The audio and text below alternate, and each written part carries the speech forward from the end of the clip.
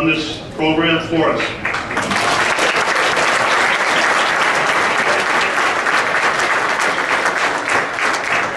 And without further ado, I'll let Nancy Benson introduce herself. Thanks, Ken. Hi, I'm Chair of Senate District 35. That's Ramsey, Anoka, Coon Rapids, and Hanover.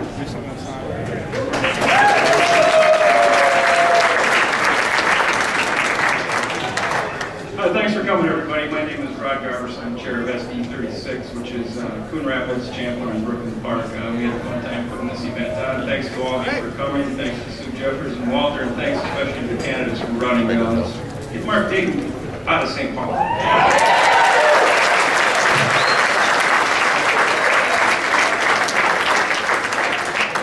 And I'm Dave Morrell. I'm the chair of the Senate District 37 Republicans, which is Plain, Coon Rapids, a portion of Coon Rapids, and then Coon Rapids is split between three of our SDs and Spring Lake Park. So again, thank you. I won't keep you any longer, and we're going to get Sue up here and get this thing started.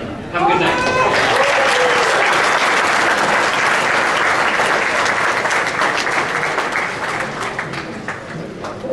Hello everyone. First of all, I want to say thank you so much for coming out, because this is one of the most important elections that we have coming up. We've seen what's happened this last session. One-party rule doesn't work very well. And not only do we need to win the governor's race, but we need to win every race from the governor's race on down. That's how important this is. This is more important than the battle for the soul of the Republican Party, which you know we are having a battle for the soul of the Republican Party. This is also a battle for the soul of the state of Minnesota. Do you want to give Governor Dayton a ranking for how he's done as governor of Minnesota? Yes, he deserves an F. You know where he was on Wednesday? Another secret trip.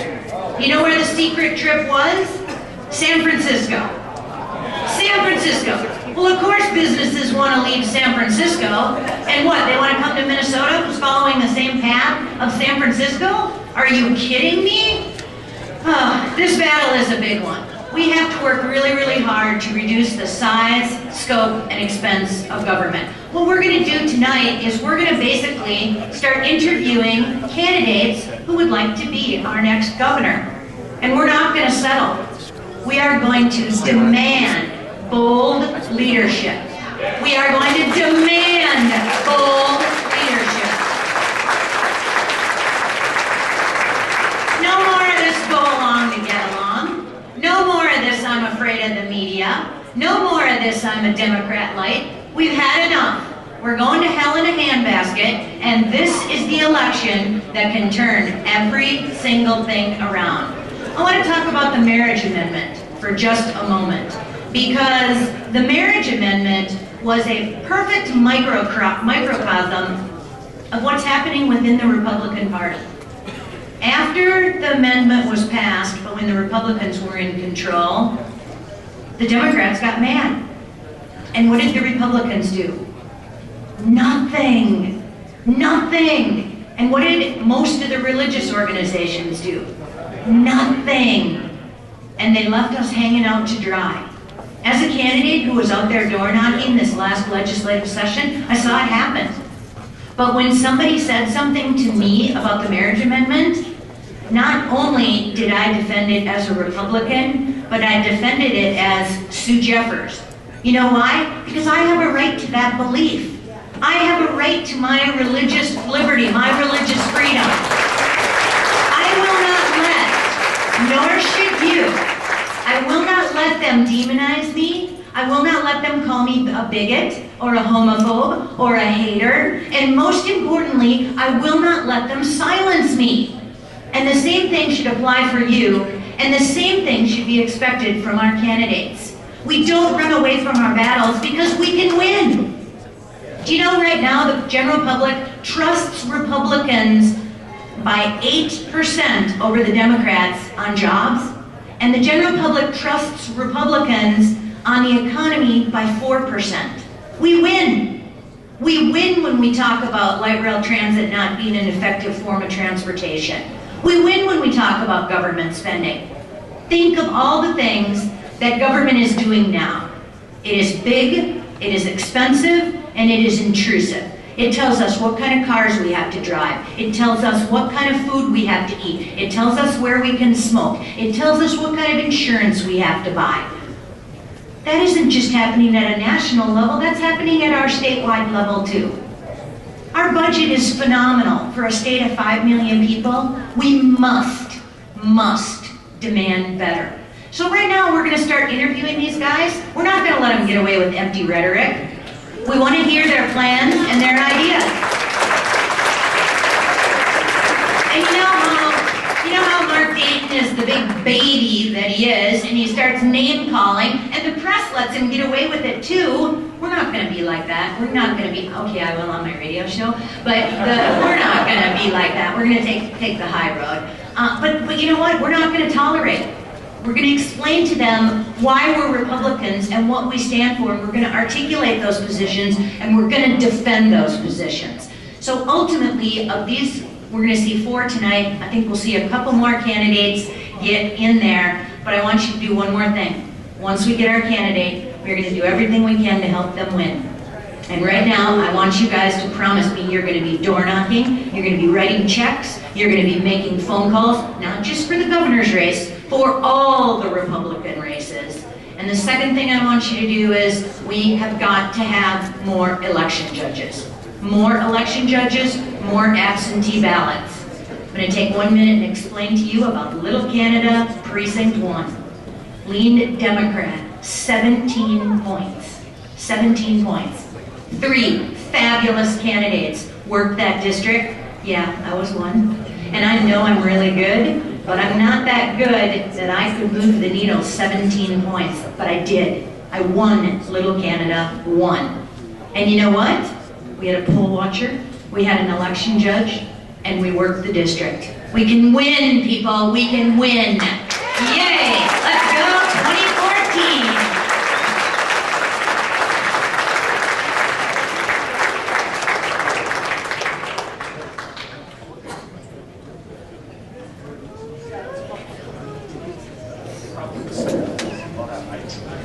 Welcome to the Minnesota Governor Candidate Forum tonight. At this time, I'm going to invite our candidates to come up on stage and take a seat. And while they're doing that, I just want to take a moment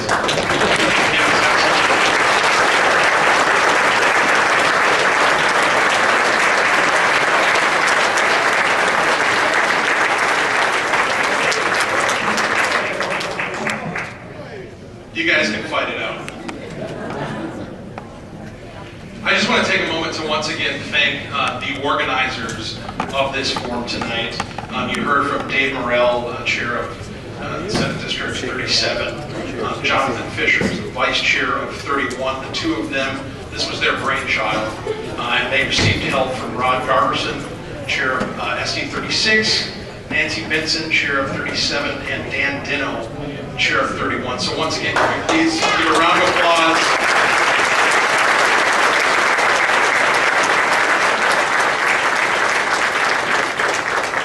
It's always great to see cooperation between our local Republican BPOUs, our local Republican groups, and I think it goes without saying just by looking around the room that this event has already been a great success.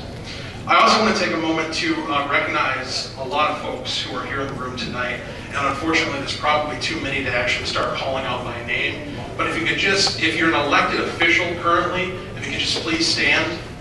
Any elected officials we have in the room? Let's recognize that.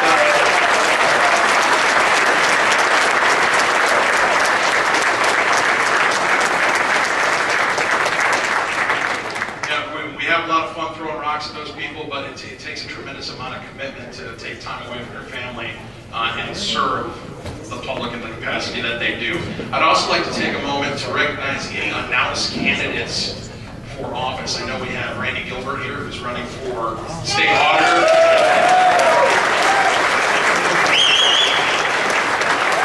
Mandy Benz, who's running for state representative.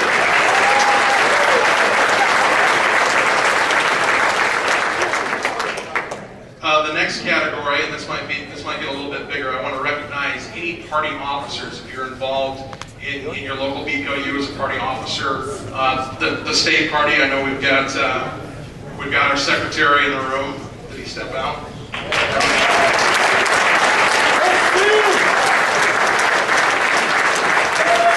Thank you very much for your service. Often and thankless job. And finally, I want to take a moment. Anybody who, in the last, let's say, 4 years, has donated money or volunteered for a campaign, if you could please stand and be recognized. That's fantastic. That's absolutely fantastic.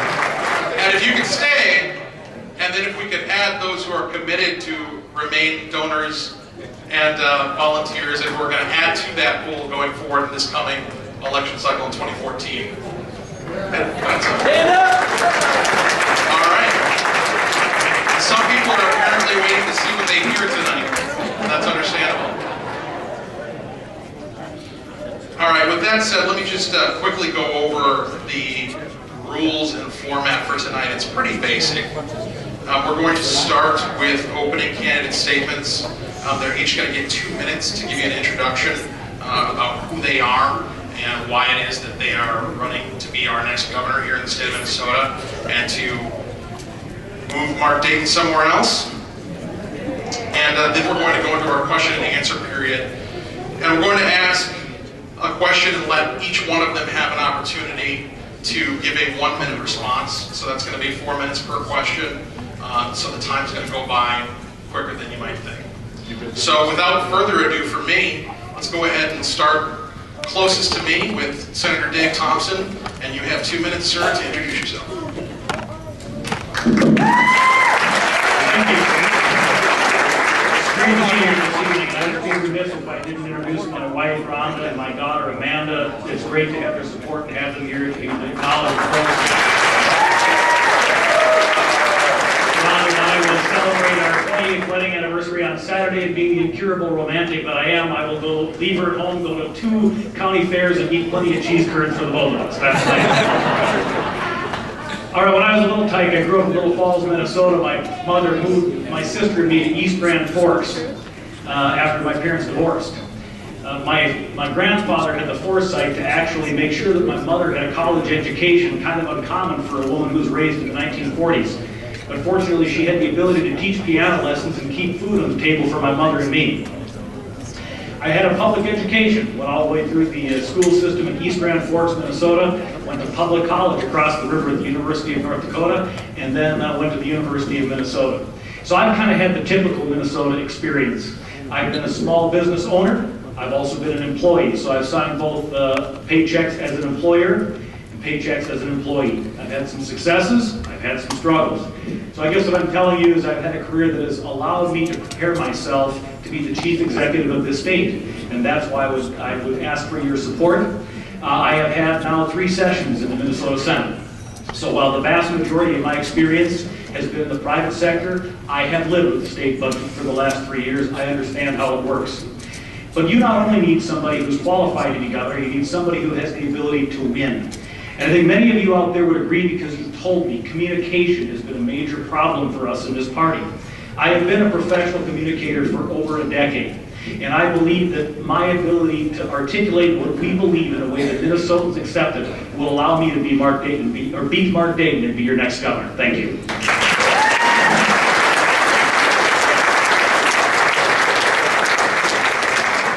Mr. Scott Honor.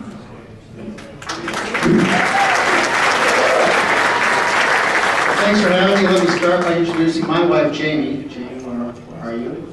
Oh, there she is, right there. So I'm a businessman. I'm not a politician. When I was born in Fridley, my parents lived in a trailer park. My father became an airline pilot, and we moved to Mounds, where I grew up. I graduated from Mounds West Tonka High School. It was great having a dad as a pilot, but when I was in high school, he lost his job. That created a real challenge for our family.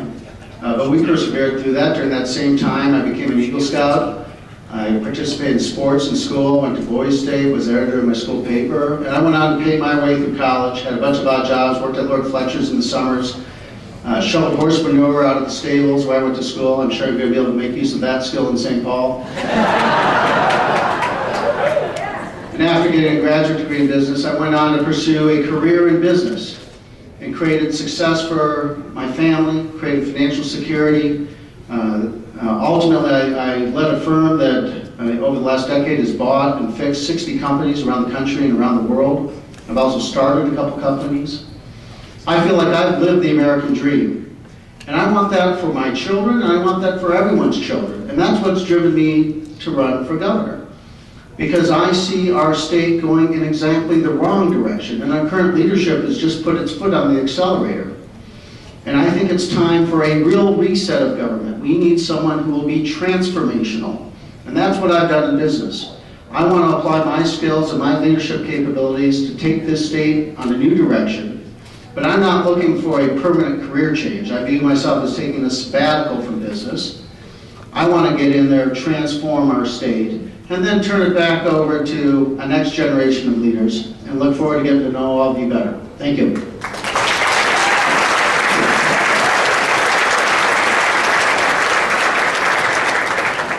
County Commissioner Jeff Johnson. Thank you. Thank you all for being here. My wife is actually in Houston, so we've been bachelors at home, the two boys and I, so we've been having a lot of Pop-Tart dinners lately, so life is good at our house. Otherwise she would be here. But I know a lot of you. Let me give you the real quick background on me. I grew up in northern Minnesota, as my wife did, Sandy. We went to Concordia up in Moorhead. We've been in Plymouth for about 18 years. We have two boys. Thor is 15, Rolf is 12. We've got a 3-year-old bulldog named Chester that spends a lot of time with me on the campaign trail. I have spent more than half of my adult life in the private sector, both as an employee and as a self-employed small business person. During that time, I also served 6 years in the Minnesota House of Representatives, and now the last 4.5 years, I've been on the Hennepin County Board as the lone, somewhat loud voice of a tiny bit of fiscal sanity in the state's largest county. And I'm running for governor, and I'm seeking your endorsement. I want to ask something, though, of you tonight, because you're going to listen to us, and you're going to hear us say a lot of the same things. You really have 4, I believe, solid candidates, any one of whom would make a good governor. That's what I want to ask of you. I don't want you to think tonight just like a Republican activist. And I know this might be a tall order, but I want you to try to think tonight like your independent, maybe even your DFL neighbors. Because to win this race, we are going to need a chunk of your independent neighbors and maybe even a handful of your DFL neighbors to actually win.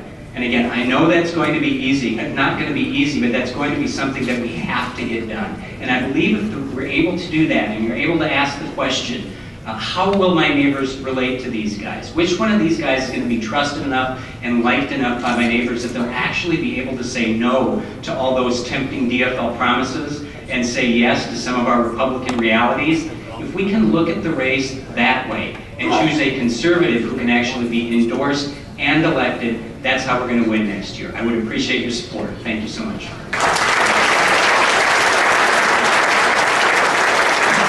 Former Speaker of the House, Kurt Zellers. Thank you very much. And thank you all for the invitation. Thank you also for being here. My wife, Kim, being the very dutiful and very gracious wife, is actually filling in for me at an event tonight, so ha-ha, guys. I appreciate not only the privilege, but the honor to be amongst some really great people, but 3 really great candidates. I agree with Jeff that at the end of the day, you're going to see 3, and we'll be better. Trust me, this is the first one. By the time we get to the last one, we'll be much better at what we're doing. But I'm running for 2 reasons. 2 very simple, but very near and dear to my heart reasons. Reagan Hope Zellers and William Charles Zellers, my 2 kids. And yes, I spell Reagan the right way. Don't trust me, I'm a absolute dyed-in-the-wool Republican. But I want Reagan and Will to have their job, to have their career, to build their family here. A good friend of mine has a daughter and a son. He said to me, Kurt, here's why I want you to run for governor and what I want you to do as governor. My son's the best guy in banking in the world, works over in Switzerland. My daughter started her first startup over in Singapore. He says, my wish for you and for all Minnesotans isn't that they have Christmas and Thanksgiving on 2 separate continents. Build a Minnesota economy where careers stay here, where businesses are built here. Now, I spent a better part of my life in public relations. This is my 21st year. I started off as a delegate as a college kid, went into my very first convention, And I've spent my time both in private and public sector as well. Like Jeff said, you're going to see a lot of similarities. But I also have something that a lot of Minnesotans have gone through in the last couple of years. Kim and I sat around our kitchen table when I lost my job in PR.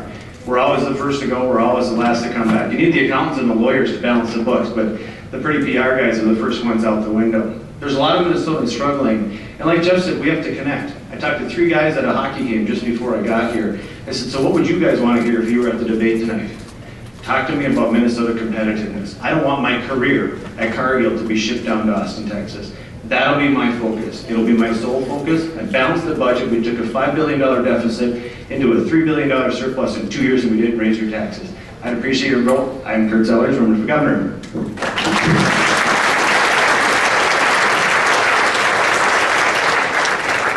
All right, before we dive into our questions tonight, there's just a couple of last-minute things I'd like to go over. First, if you have your cell phone with you, this is just a friendly reminder to go ahead and turn that on to vibrate. Don't necessarily want you to turn it off, though, because if you do have the ability to get on Twitter, our Twitter handle for tonight, our hashtag, is MNGovForum, MNGOV Forum.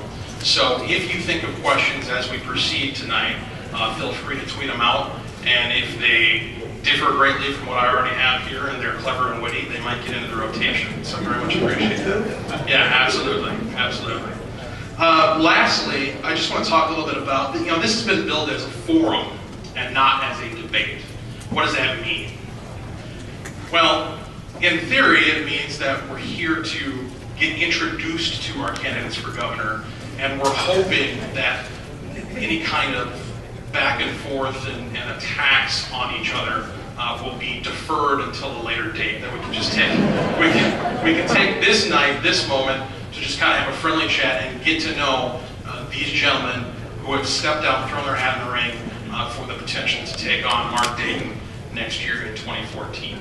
So that's the rationale there. That's something that you guys are largely going to have to self-govern. I'll do my part. We are going to have, again, each candidate respond to each question. So there is a little bit of a danger that we might get into the kind of, what he said thing on the 3rd or 4th guy. Again, that's something you're going to have to self-govern. It's going to be a testament to your creativity, how you're able to add to without necessarily just repeating. So with that said, let's go ahead and get started with a question that I think is pretty good for all 4 of you to answer, because it's tailored to your specific experience and specifically what you bring to the race. We'll start again with Senator Dave Thompson. How does your experience inform your campaign for governor, what you've done so far, your career in the media, and as a legislator? First off, my career in the media, I hope, has helped me to really gain a good understanding of what I believe and how to explain what I believe in a way that is acceptable to broad groups of people. Because the bottom line is we're all working very hard to get your support, but in the end, November of 14, we have to get 50% plus 1 to beat this governor. And so I hope that is informed me to do that. In terms of my experience in small business, both as an owner, as an advisor, I think I've learned the value of putting the right people in place. Being governor of a state this size is a very big job. And I believe that it is important that we have a governor with the right vision, with the right beliefs, with the right ideas. But every bit as important is that man or woman's ability to select talent, to vet people, and to get the right folks in place to implement the vision. I've seen very smart business people fail because they didn't bring the right people underneath them. So get elected through sharing my vision, execute the vision through bringing the right people in around me.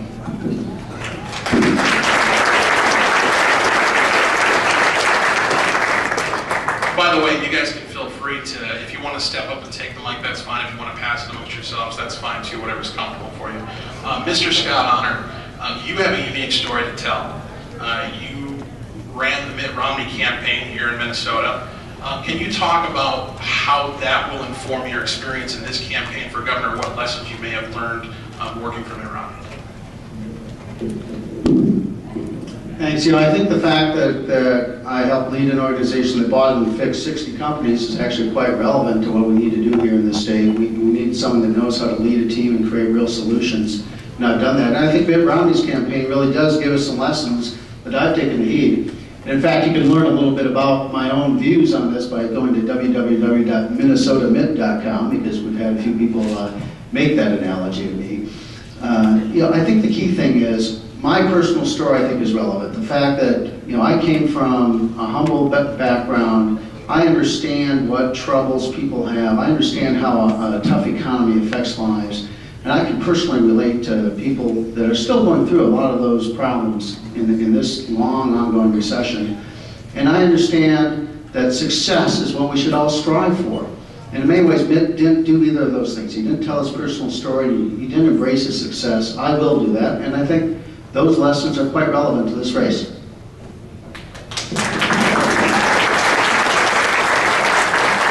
Hamilton County Commissioner Jeff Johnson, you are in a situation where you find yourself the conservative minority on a largely left-leaning body. How does that experience inform your bid for governor? Well, that's an understatement. But it's been a great learning experience for me because I spent 6 years in an outwardly partisan body, and now I'm on a body that claims to be nonpartisan, even though it's probably just as partisan as the legislature was. And what I have learned is, my 6 years in the legislature, I was in the majority all 6 years, and now I'm not only in the minority, but I'm usually in a minority of 1 out of 7. And my goal there is not just to fight for things and lose every time. I actually want to accomplish something once in a while. And that takes a kind of a special skill when you're in the minority and when your colleagues have the numbers to defeat absolutely everything you want to do. So I have learned how to cobble together 3 of my colleagues by figuring out, what, we agree on this little thing so I can get it done. I've also learned that when I can't do that, you go to staff and get it done and never tell anybody, which happens to probably be a better way to get it done, and you'll see that as governor for me.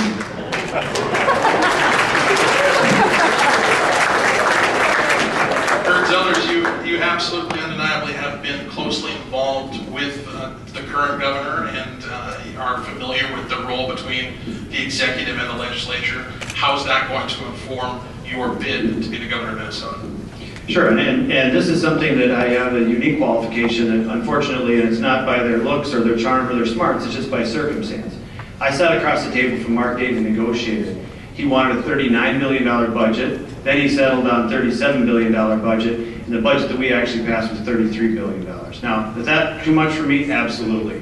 But I, along with our caucus, were willing to stand there in the gap, shut down government, and if you think it was a fun time, there's a good friend of mine in the audience, Roger Crawford, had hundreds, if not multiple hundreds, of phone calls into his house every night from the union saying, you got to go back and raise taxes. Roger stood strong, we stood strong. You want somebody in this race, folks? Sue Jeffers is right. Somebody who has gone in there and has sat toe-to-toe with this guy and won. I have. I'll do the same thing as governor. I will absolutely fight for jobs and a competitive Minnesota economy, and I won't settle for whatever the soup du jour is today. We want this much, but a little bit less. It will be a hard cut. That's the one qualification I have that unfortunately my colleagues do not.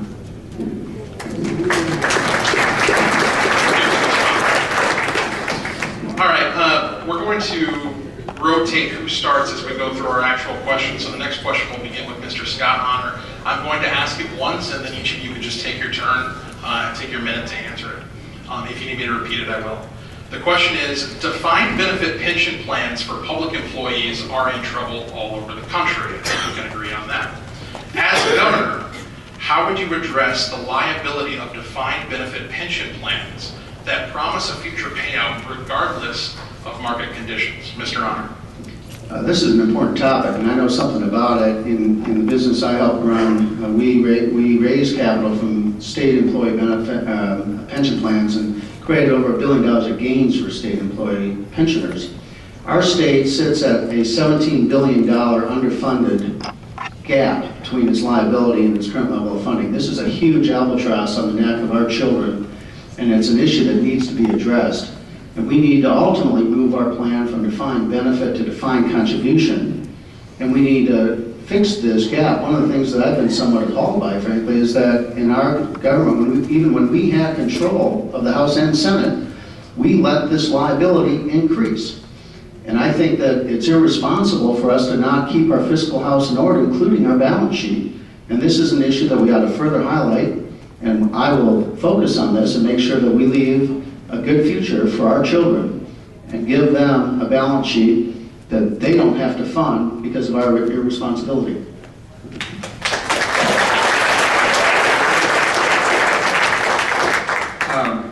Walter, the math of this is simple. The politics of it are extremely difficult when you're talking about pensions and the fact that we have underfunded and in some cases unfunded pension liabilities in this state. What has happened in the past in Minnesota and in most other states in the country is that when the stock market is doing well, we increase the benefits, and when the stock market isn't doing well, the government fills in the hole. Now in 2010, I think it was, we actually took some positive steps, both Republicans and Democrats, to at least for the short term, shore that up. But it's not long term, and it's going to keep going. And so we have to, number one, move to defined contribution plans. But the difficulty is the politics of it, because we know that the DFL is going to protect this with their life.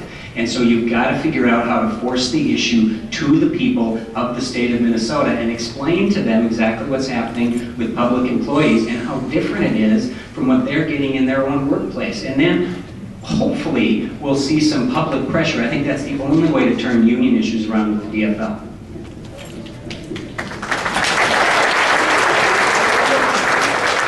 And as you heard before, you'll see a lot. There's two simple things. First, goes to the defined contribution instead of the guaranteed benefit. Because defined benefit would be actually, if we could actually have a baseline, would be great. But it's not. It's a guaranteed benefit. The second thing is you take it out of the politicians' hands. You get it away from people in St. Paul, and you put it in. You know, no offense, you give it to somebody like Mr. Honor, who's been in the business community, who actually knows how to follow the market. Because Jeff's exactly right. We got into some of these problems when we started handing out not only the 12th check, but the 13th check. When the stock market was roaring, they handed out 13th checks. Well, last time I checked, there's still only 12 months in a year, so these folks were getting an extra benefit check because you had politicians paying off some of their political allies. Let's not kid ourselves. Ask me and Maymark can endorse either any of the four of us up here and anybody else that might get in on our side. So you've got to remove the politics and the politicians from the process if you want to actually balance.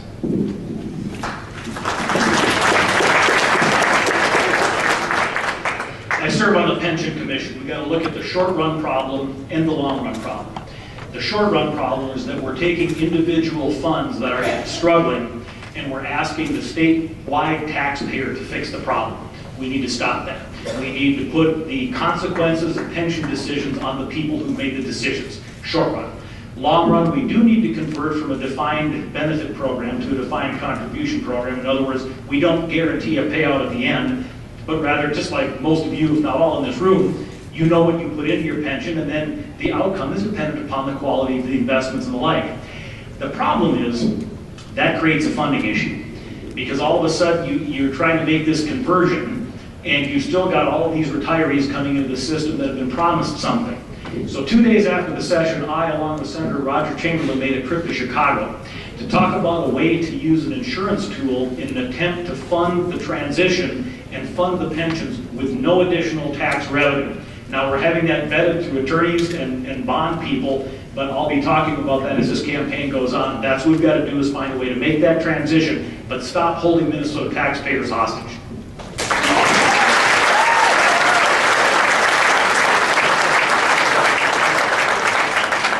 The next question, we'll start with Hennepin County Commissioner Jeff Johnson.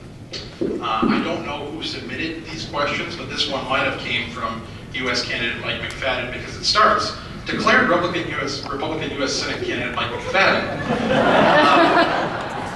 talks a lot about the success of the Cristo Rey High School in Minneapolis. Cristo Rey achieves perfect graduation rates, and this past year, 100% college placement rates for all graduating seniors. Very impressive. They achieved these results with half of the per pupil spending as compared to Minneapolis, and they do not cherry pick students. What is the state's role in K through 12 education, and what are your views on achieving greater results without driving the cost of education up any further? 1 minute. Thank you. Well, the achievement gap between white students and students of color, as many of you know, is the worst in the nation in Minnesota. We have been throwing money at it, we've been wringing our hands about it for decades, and we haven't changed a dang thing, which I think is just shameful in this state. Cristo Rey is a great example that you can take those same kids that some people apparently are assuming can't succeed, and they can succeed. And you see the same thing at Best Academy and Harvest Prep. There are a lot of examples for that. We have to empower parents. I don't know if any of you have heard of the parent trigger, but I think that is a great option where if your kids are in a failing school, the parents actually get to vote, a vote of confidence or no confidence in that administration. And if by some majority they vote no confidence, then something statutorily has to happen, like vouchers, like replacement of the administration, like the school changes to a charter school. There are like ideas all over the country like that, some from Democrats, some from Republicans. We need to take them and we need to just keep trying them until we find out how to start closing the gap in the state, because it's just unacceptable. And in 1 minute less, that's what I said to Jeff. There are any number, and this is an issue that's very passionate for me. My wife Kim, and I think the majority of us up here have spouses who are teachers. Her teaching degree is early childhood, K through 6. As a union certified teacher in the Robbinsdale School District, we live school choice. We sent Reagan and Will to a charter school, Beacon Academy, and my wife goes into the same teacher's lounge as Tom Dewar's wife, as proud as she can be, holds her head high and says, yes, I send my children to a school choice school.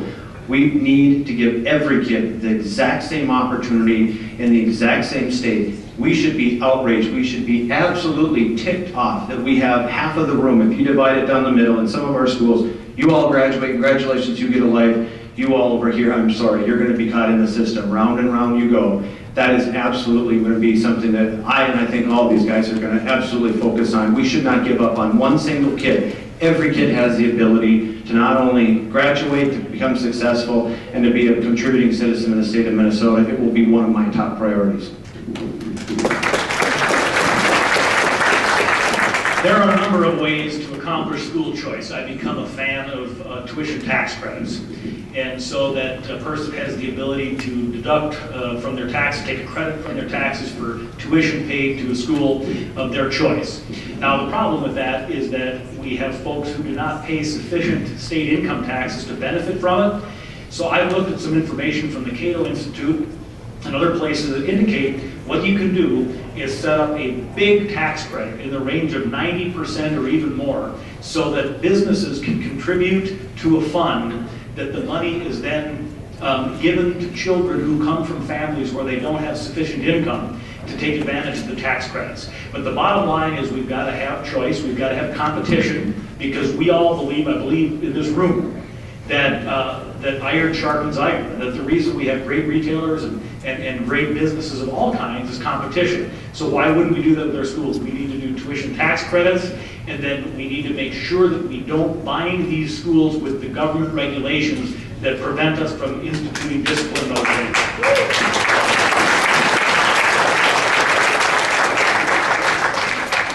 Minnesota had the first charter schools ever. Today, we rank dead last in the country in minority graduation rates. I think that's totally unacceptable. Jamie and I support KIPP, which is a charter school in North Minneapolis. It's a middle school, 5th through 8th grade. It operates at a 25% lower cost per student than the public schools nearby, pays teachers 15% more, and has twice the outcome in test score proficiency as the nearby public school. We need more of that. I had an opportunity a couple months ago to spend some time with Governor Bobby Jindal and his staff to discuss education. And there's a point here that other Republican governors, there are 30 Republican governors around the country, are doing some really smart things in education and in other areas. And in Louisiana, they're really leading the nation in some great innovative ideas. And I want to take good ideas, whether they're generated within this state or in other states, and apply them here in Minnesota.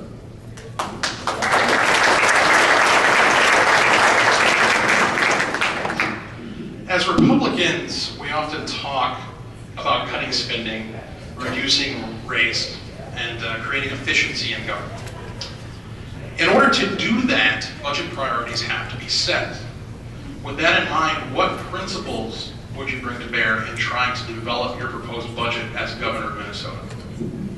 Sure, and we actually put into law two defining principles. One was the Sunset Commission, which said take average Minnesotans, bring them to the Capitol, business owners, accountants, lawyers, you name it, Have them come down, look at these agencies, and nobody's budget is guaranteed. King Banyan, a great member of our caucus, who was a St. Cloud State professor, brought down these ideas and actually worked on them. And then the second priority is you start with a baseline that everybody comes in and proves that their budget is worthwhile. If you had a 10% budget surplus at the end of last year and spent it all off at the end of the year so that you could come back next year and get a 3% increase, that's not going to be rewarded. And then you start by actually shrinking the size of government. Keith Downey, another one of our members of our caucus, had a 15 by 15. Reduce the state workforce 15% by 2015. Now, we didn't get quite there, but we did get an 8% reduction in the state workforce. That's a great start as far as I'm concerned, and we used common sense principles that we learned from Deloitte, from Arthur Andersen, IBM.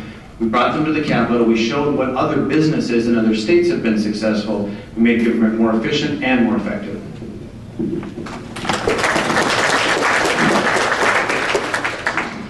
Principle number one, always ask yourself, is this a task that the private sector could do? If the answer is yes, don't have government do it. The government ought to provide public services, those things that will not be provided in the private sector and that benefit all people equally. That takes you to your second principle, and that is that you don't pick winners and losers. You don't pick businesses that you subsidize and businesses that you penalize. Individuals that you like their behavior, therefore you tax them less, and individuals that you don't like their behavior, and therefore you tax them more. So what you do is you try to create a friendly playing field for all the people working out there in the economy, because we all know that for families sitting at their kitchen table on Sunday night trying to figure out how to balance their budget, it's a lot easier if you have a good job. And the way we have good jobs is to create a growing, thriving economy that benefits all of us, and we try to benefit all of our employers, all of our employees in the state, and keep government limited to its proper role.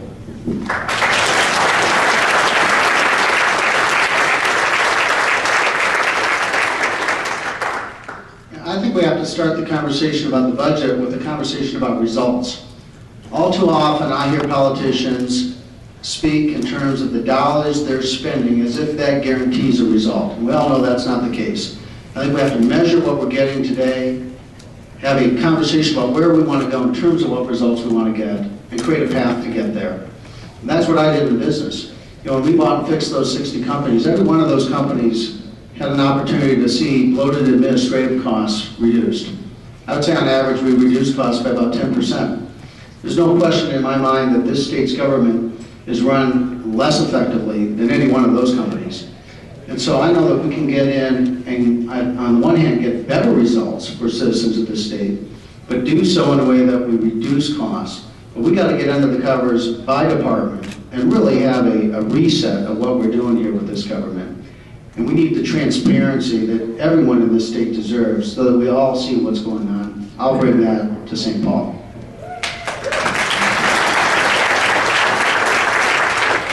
Walter, this is my life on the Hennepin County Board.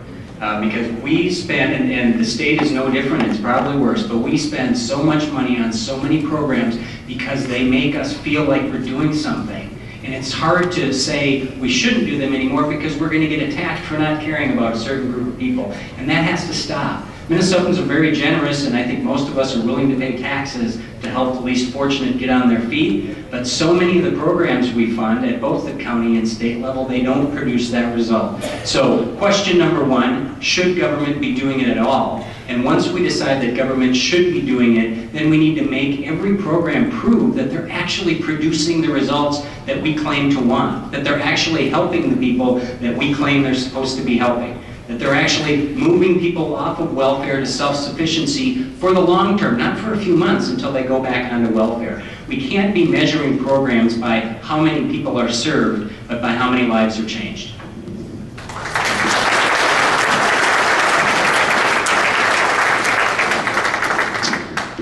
The Met Council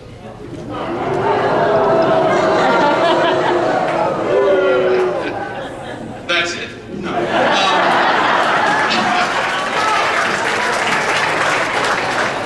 That really ought to be good enough. You can just... The Met Council is an unelected body appointed by the governor with regional development and taxing authority. And I'll add to this question that they are expanding. in my county of Wright County. They're looking to get their mitts in there, and I think their grand plan is to take over St. Cloud and, you know, basically just eventually become the state. With that in mind, what actions specifically would you support to rein in the Met Council?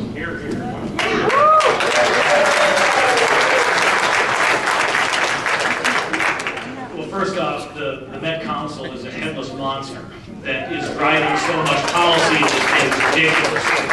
And I've been on this since my many days on the radio years and years ago. So first thing you do as governor is you replace the members of the Met Council with people that are like-minded and philosophically believe what we do. So they stop engaging in mischief as quickly as possible. Now, obviously, those folks have to be confirmed by the Senate, but you appoint people that are philosophically with you. That's the short-run issue. The second issue is you cut it back to its original intent. The idea of these kinds of planning agencies for metropolitan areas were to, you know, the bus service and making certain that our infrastructure, the core infrastructure, sewer, and those kinds of things, that we coordinate that between different suburbs and the major cities. That makes sense. They have no business in planning, in affordable housing, in deciding what kind of transportation we have. We need to bring them down to a fraction of what they're currently doing. Yeah.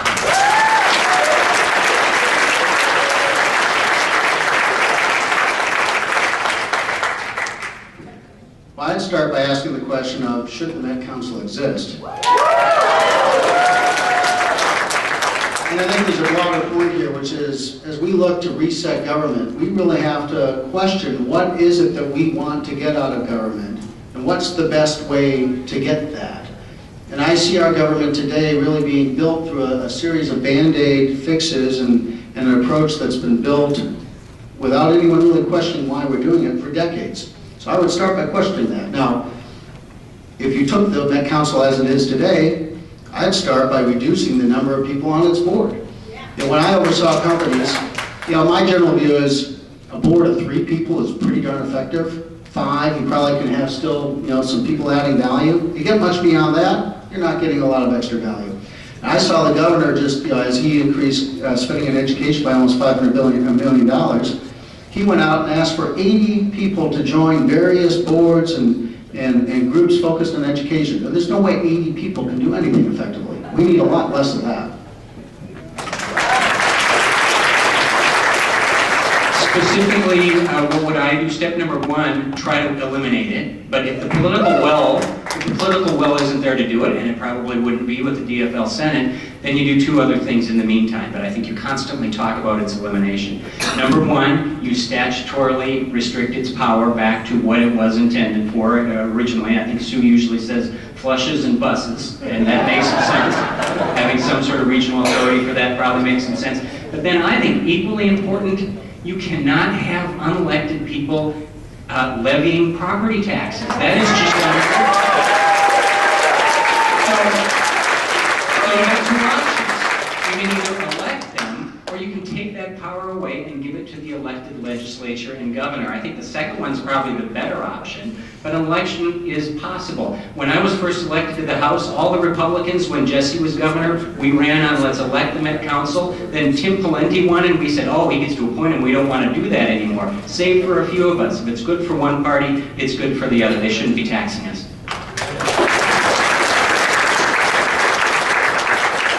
I come from the school of learning by those well-intended ideas. I was on that bandwagon. I learned at the foot of Phil Krinke, the Met Council is always wrong. If you remember anything else, Representative Zellers, the Met Council is always wrong. First, you defund it, you take away their money. The second thing is you reduce their authority. You eliminate their ability to raise taxes without going to the voter or without coming to the legislature and saying, should we be doing this, should we be spending the money on it?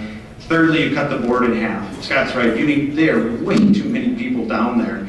And they are like this. Well, it's not me, it's him that's doing it over there. It's not her, it's him over there. They're the ones that approved it. I have nothing to do with it. It is the quintessential government bureaucracy. Unelected, has taxing authority over each and every one of us in here. And to your point, they're exporting their horrible ideas all over the state now. The wheelage fee came from Hennepin County and from the Met Council. That's a horrible idea.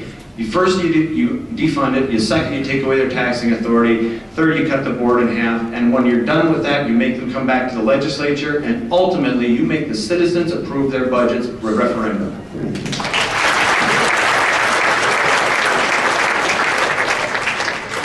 All right, so that was a nice rah-rah, we all agree question. Let's switch it up a bit and get a little bit more pragmatic. So the likelihood is that if any one of you is elected to be governor, you're going to be dealing with divided government. We'll concede that possibility for the sake of this question. With that in mind, what's your view of the virtue of bipartisanship, and how would you approach divided government? I'm looking to be governor of the 5.3 million people in the state, to make this state better for everyone. And in order to do that, I think what we need to do as Republicans, and this is true with respect to our state and frankly in a broader conversation, is we have to do a better job of conveying why our ideas really are the best ideas for everyone. And so a big part of that in my mind is about messaging, and really about showing people what are we getting today out of government and why we should all demand to get more. And let's create a common focus on getting better results. In my business career, in order to fix those companies that we fixed, you had to work with a wide range of constituents. You had to work with employees, managers, vendors, lenders, customers. And I'll take those skills of coming to solutions and doing so in a way that focuses on the priorities and compromises when appropriate to get the job done that's going to make this state better for everyone. Well, you know, I'm in this to actually change the direction of government. We watch when Democrats have a share of power, they move things in a liberal direction just as fast as they can. And then when we get our share of power, we tend to slow it down. But we're always moving in the same direction. And I think it's time we had a governor that actually turns it around. We cannot continue to grow the size and scope and power of government just at a slower pace than the Democrats. However, it's not a likelihood, it's a certainty that we will, if one of us is elected, we'll have divided government because the DFL will stay, the DFL Senate isn't up. So we know you'll have a DFL Senate, we will hopefully have a Republican House. And my goal, some of you saw my video, I'm not in this to be a goalie and just stop the bad stuff and never change the direction. Because they'll take over again at some point and keep moving in their government growth direction. And so you've got to figure out how to pick off, frankly, enough Democrats to change the direction. I was able to do that when I was in the House of the DFL Senate. I took some of the most difficult free market legislation and we got it done. And I'll do the same thing as governor.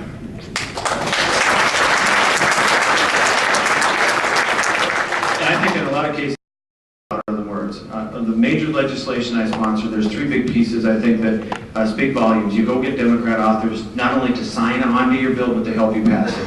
After the Drew Shadeen case, a student that was up on just a heinous crime, poor girl was raped, murdered, and took across state lines. That guy got out of prison because we didn't have life in prison for violent sex offenders. I went and worked with a former St. Paul prosecutor named John Lesh, probably one of the most leftist guys you'll find at the Capitol, and worked with my fellow Republicans. We passed some landmark legislation that was actually copied all around the country in locking up violent sex offenders. The second thing was something that was much more regional. I didn't think would be so difficult, but it was a Maple Grove Hospital. In Minnesota, I know everybody's going to be shocked, you have to get permission from the state to build a hospital in the fastest growing suburb in the state.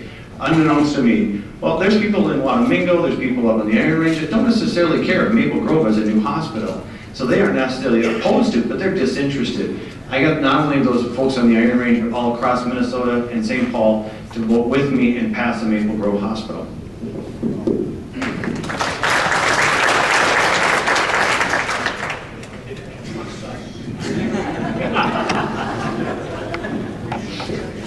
Well, first off, this question really is about how do we hold to what we believe in, but get the people's business done.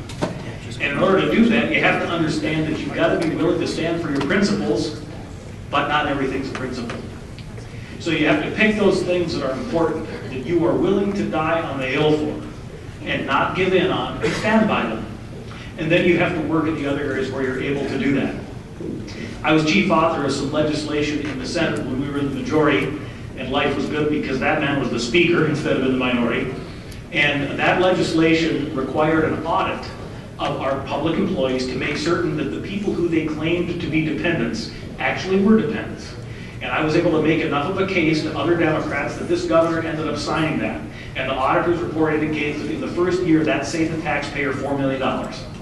So we can reach across the aisle to do these things. And finally, I just returned from having the honor of serving on an emerging legislator seminar out in the state of Virginia. And I was nominated for that by a Democrat, Senator Ann Rest. So you stick to your principles, but you work with people.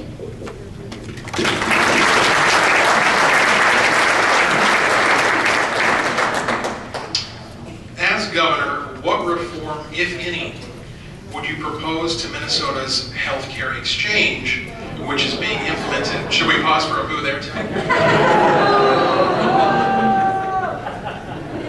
I'll start the question over. As governor, what reform, if any, would you propose to Minnesota's healthcare exchange, which is being implemented as part of Obamacare? So you don't like the healthcare exchange? All right, let me start out with this. The healthcare exchange cannot be fixed.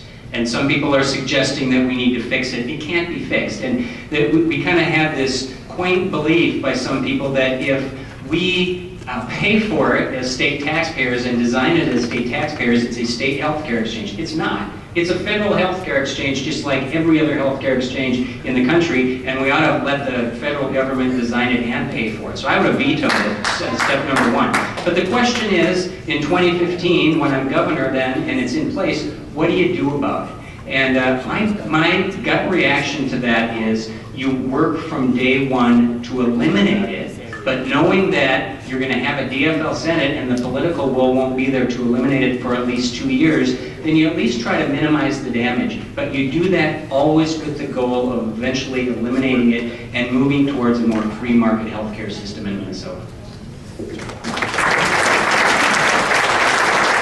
Well, we actually had this question before. So Speaker Mark Dayton came to me each and every day and said, we want the healthcare exchange passed and we want it now. I said, no, we will not be doing a healthcare exchange.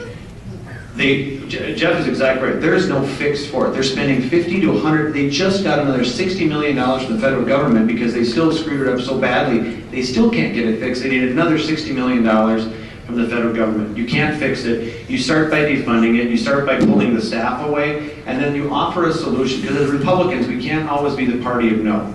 We have to offer a solution. We actually offer these solutions. I'm pretty sure Dave voted for it when we were in the majority, to allow any insurance company, just like if it was car insurance, just like if it was insurance for whatever business you have, anyone should be able to come into our state and offer services. We have United Healthcare right here in our very own state, one of the best and highest rated insurance companies on average by their consumers cannot sell insurance in the state of Minnesota. You open the market up, it will drive down the price. That's my solution. That's what we would move for. That's an alternative to a government-funded bureaucracy. The answer is get rid of the healthcare exchange. And the Democratic Senate won't do it. But the very least I think we could do is convince people that we should not take our mandates and our burdens beyond the requirements of the federal government. And in some instances, that piece of legislation did that. So the bottom line is we need to win 2 elections to succeed on this. We need a Republican governor and a Republican House following the 2014 election, and then we need to change the Senate over in the 2016 election. At that point, we can get rid of this thing. And oh, by the way, let's remember, there is no such thing as a healthcare exchange if it weren't for this mess called the Affordable Care Act, known as Obamacare. And so, unfortunately, our U.S. Supreme Court, in what I consider to be a wrong-headed decision, found that piece of legislation to be constitutional. So I think anybody who becomes the governor of this state needs to work with other governors around the country to push back extremely hard on the federal government and say, this is not an acceptable way to force people in our states to do business, because it's our job as your governor to defend you.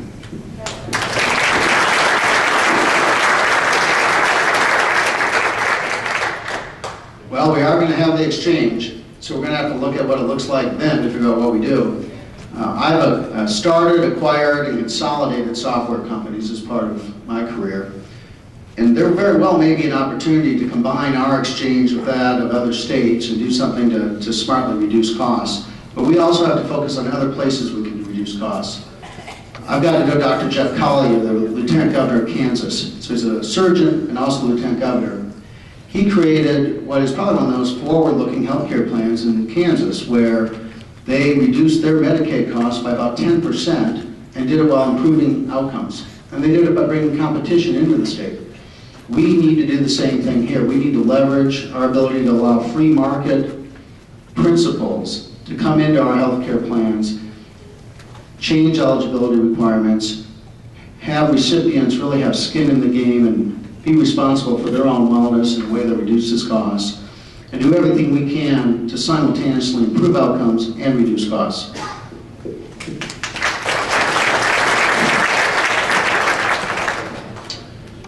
As an activist, I frequently come in contact with folks who are outside of the Republican Party. They hold to conservative principles, or they just don't like the direction things are going. How do you plan to attract independents, folks who are not currently involved in the political process, and disaffected Republicans, people who have left the party? I think a lot of it is what we did tonight. I'm standing on the boards at a hockey rink talking to 5 other dads and a couple of moms that are watching the hockey game and talking about, so what are you doing tonight? I'm going to debate. What are you going to talk about? What would be important to you? If you start with the old principle that Norm Coleman said, you got 2 ears, the good Lord gave you 2 ears and 1 mouth. If you use them in proportion, you're going to be good at what you do. I think that's the first thing. The second thing is we've got to relate. We've got to be relatable to them. We've got to offer a choice. I think we need economic opportunity, personal opportunity, and education opportunity for all Minnesotans. It's not a Republican or Democrat issue. Quite frankly, I'm awfully ticked off as a middle-class citizen that Barack Obama and Mark Dayton talk about how they're representing Kim and I each and every day. They have no clue what we in the middle class go through. I highly doubt that Mark Dayton went out and spent 2 hours on the phone trying to find a deal on a set of 20-inch Coopers for his wife's car. Actually, his wife probably bought him the car he drove. So, but we've got to be able to relate to Minnesotans in a way that most of them are going through their life. I think that's what I can offer.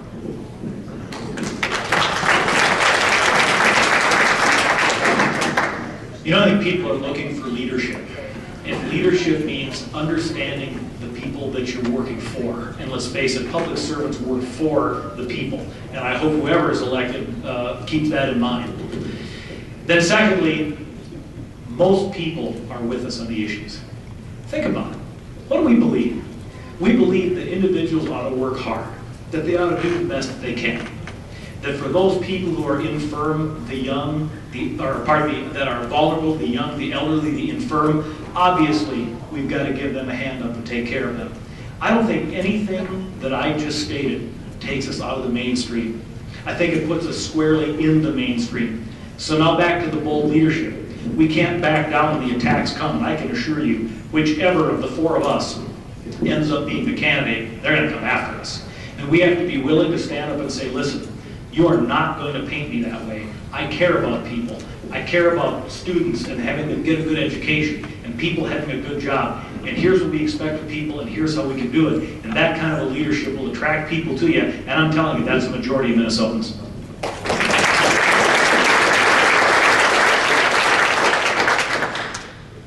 I think we have to start by all working together as Republicans. So if we all share our principles, if we focus together on a common set of objectives, that we have a great opportunity here to win this election. As I've toured the state, I've heard a groundswell of emotion from citizens all over the state, including independents and Democrats, saying that they're tired of politicians continuing to make bad decisions and doing it in a way that furthers their political careers instead of looking out for the interests of Minnesotans.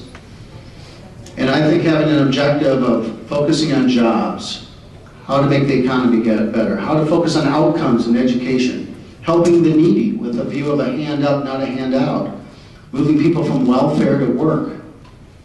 Those objectives are shared by all Minnesotans. We'll be talking about results in a way that I think we can take the third of the state that are Republicans and work together with the other 2/3 to take this state back for ourselves.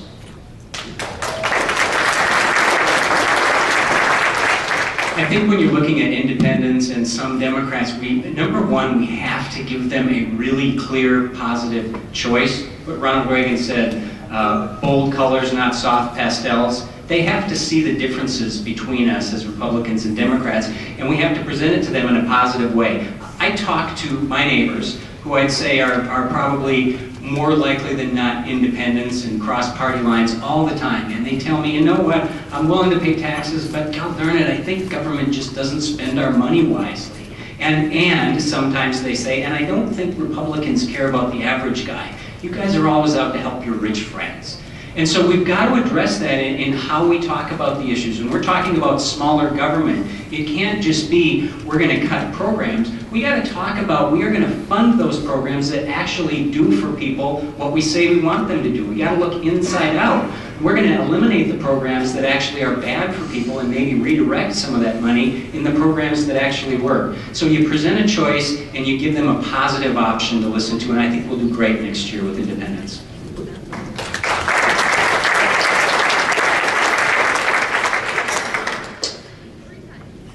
Government shutdowns, something that we've become familiar with here in the state of Minnesota.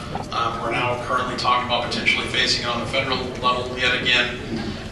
As governor, how would you regard the threat of a state government shutdown? Is it something that is a legitimate part of the legislative process, or does it constitute a failure, and if so, by whom?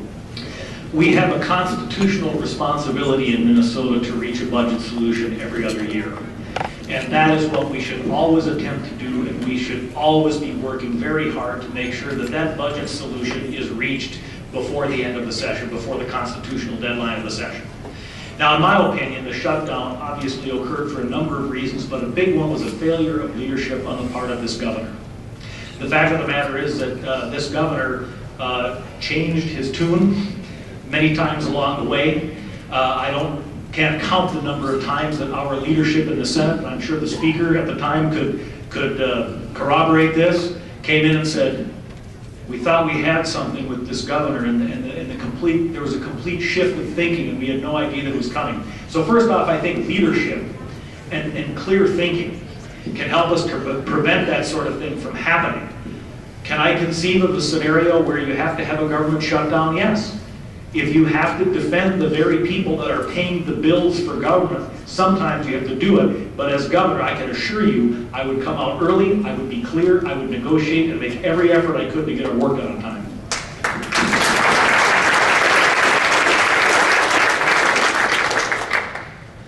Our state government spends 2.5 times as much per citizen as it did in 1980.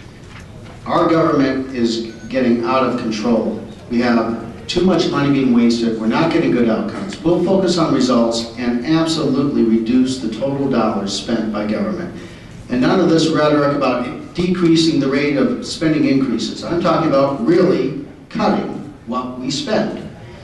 And I think we lost a great opportunity when our party had control of the House and Senate, and we went all the way to a government shutdown.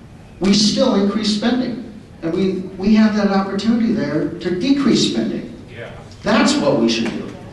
And if it takes a government shutdown to get it done, well, that's a tool that the governor has.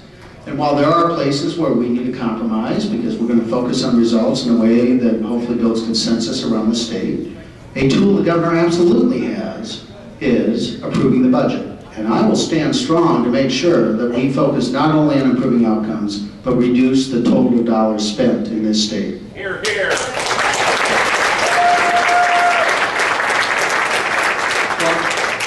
I don't think a government shutdown should ever be just accepted as a normal part of government, because it clearly is a failure on the part of a lot of parties involved. I was in the legislature during a very, very short government shutdown, so I don't cast blame on others. But I don't think we should ever accept it as something that's just acceptable and part of the process. However, as governor, I don't think you stand up and say, I am never going to allow a government shutdown, which I think Mark Dayton said something like that before he allowed a government shutdown. But I think it's important to have as part of your negotiating tool as a governor, because there are going to be very significant differences As I mentioned before, we cannot continue to grow the size and scope and power of government, but I can guarantee you that's what the DFL Senate's going to want to do those first 2 years if one of us is governor. And you need to have a couple chips to hold in order to actually change the direction. So would I favor a government shutdown? Of course not. But would I say we'll never have one? No, I wouldn't say that.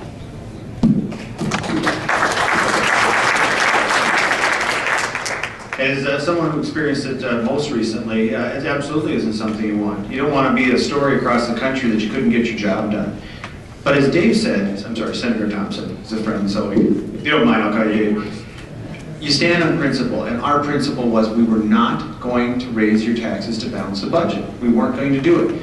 Now, again, poor Roger Crockford sat there for hours and hours at night when they funneled call after call and calling him names, saying all kinds of horrible things to him. And then a few union Democrats would say, you know what, I'm with you. Don't start government up again. You're spending too much. You stand on those principles, and for me personally, it wasn't a matter of questioning whether should we raise this tax or that fee. Should I vote for a health impact fee or some wheelage fee? No, it was we were going to raise taxes to balance the budget. Whether that meant pressure for 10 days, 21 days, 31 days, 41 days.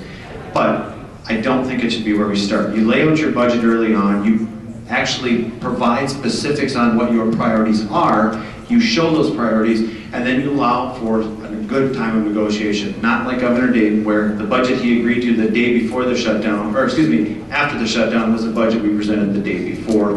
Didn't have to happen.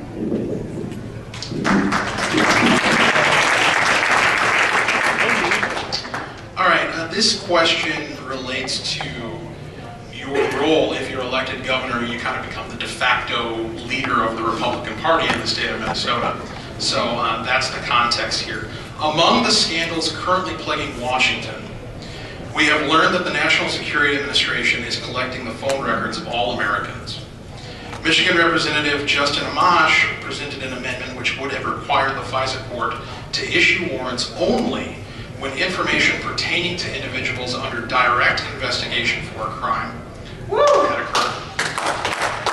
The entire Republican congressional delegation, including Representatives John Klein, Eric Paulson, and Michelle Bachmann, voted against the Amash Amendment and thus to sustain domestic spying against American citizens. If this had occurred while you were governor, while you were effectively the leader of the Republican Party of Minnesota, how would you have responded to this development? Well, as governor and as a Republican, I'll look to support our Republican congresspeople and our future upcoming Republican senator, which I am highly confident we'll have. But I would want to leave federal issues to those representing us in Washington. And I'm certainly a fervent believer in the 10th Amendment and would look to see our state and myself as governor focus on the state issues that affect us. I think the idea of having government more involved in our lives is not one that I'm at all in favor of, and so I'll look as a general matter to protect individual rights and keep government focused on the business the government is there for in the first place. And I think as Republicans we need to show consensus and support for our leaders in Washington and stay strong on these issues.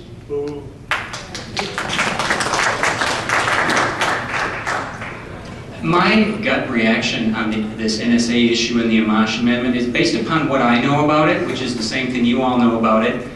What I've read in the paper is I probably would have supported it because I think it is ridiculous how large and intrusive government has gotten.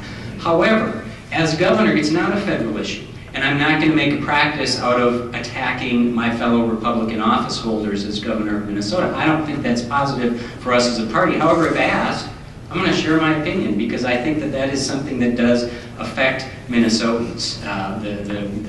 Again, the size and scope and power and intrusiveness of government. Now, the one thing I would say about this issue is my gut reaction is that I would have supported the Amash Amendment. There are many Republicans in Congress who I respect that didn't vote for it. And I do question whether they had some classified information that the rest of us don't have. And I would always hold that back and say, you know what, maybe there's something someone could tell me to feel otherwise. But as a gut reaction is, I would have been a yes on that.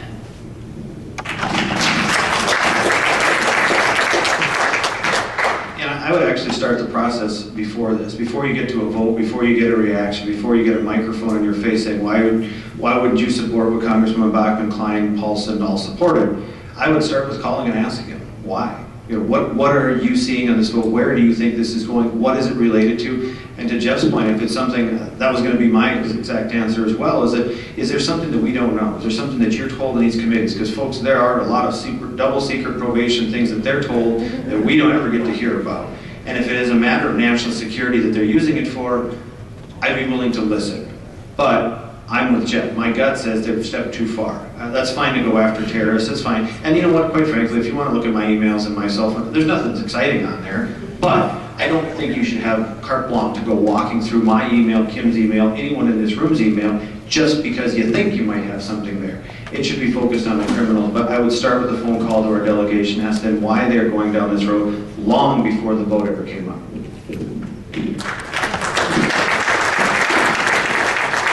Those of you who remember me from the radio remember that I was a civil libertarian when being a civil libertarian wasn't cool. Remember the names Hamdi and Padilla? Two American citizens who were held on suspicion of terrorism by our criminal justice system and denied their Fourth and Fifth Amendment rights. That shouldn't happen in this country. I'm not out to criticize our congressional delegation, but I will tell you what I think. And what I think is that if the huge hammer of the federal government and their criminal prosecution arm is going to be used against you, there better be cause to do it. And as your governor, I'd stand up for you. Because I agree it is a federal issue, but I believe when the 10th Amendment is infringed, when my citizens' rights are infringed under the 9th and 10th Amendments, it becomes my business.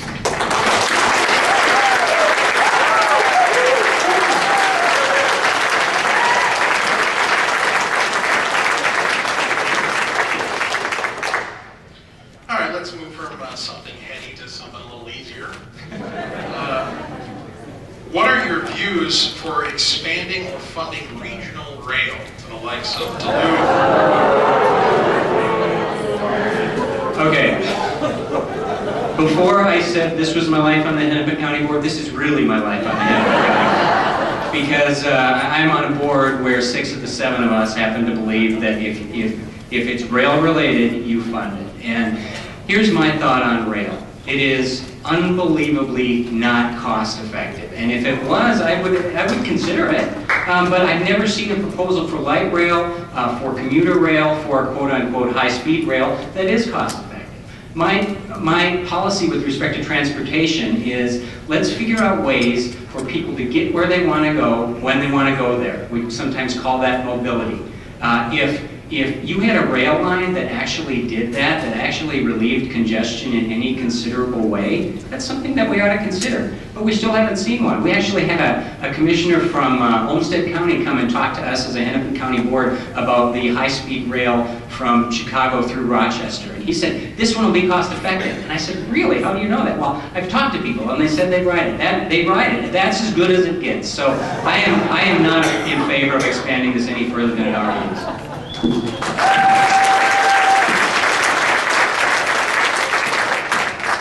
No. And actually, probably sitting up here, I probably voted against more light rail lines than any other, and then, again, by circumstance. I didn't like North Star. I didn't think it was going to pay off, and nobody likes to be the smart aleck in the room that says, I told you so, but it doesn't work. Southwest line's not going to work. The one between the downtowns maybe can get to 50%.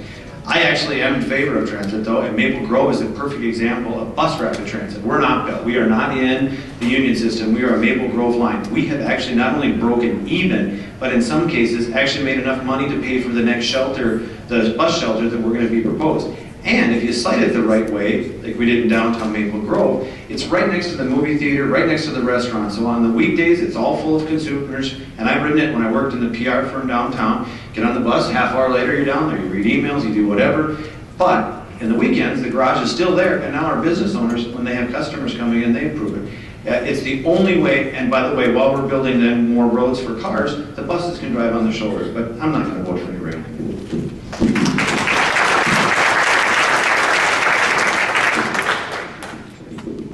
Whenever you see a liberal talking about the economy, they're always talking about wealth redistribution, because they tend to value equality over prosperity. Likewise, when you hear them talking about transportation, they're typically talking about trying to govern you as to how you should commute, rather than meeting the demand how you want to commute. So that's why these things don't work. We're trying to get people to engage in behavior that they don't want to engage in. And so it simply doesn't work. The trains are not full. Obviously, buses don't require the huge upfront capital layout. It's easier to adjust schedules based upon demand. I will not be voting for or promoting as governor trains.